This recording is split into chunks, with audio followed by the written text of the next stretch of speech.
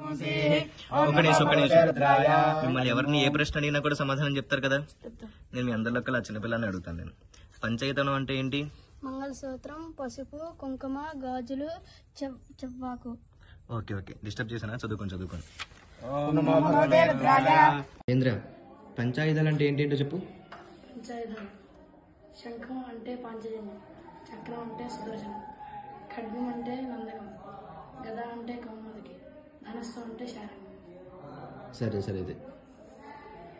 శశి, గోపూజ చేస్తున్నావా? ఒకసారి పంచమహాపాపాలు ఏంటో చెప్పు. శ్రీహత్య, గోహత్య, శిశుహత్య, బ్రహ్మహత్య, గురుహత్య. సరే అయితే. మరి పంచమహాపాతకాలంటే?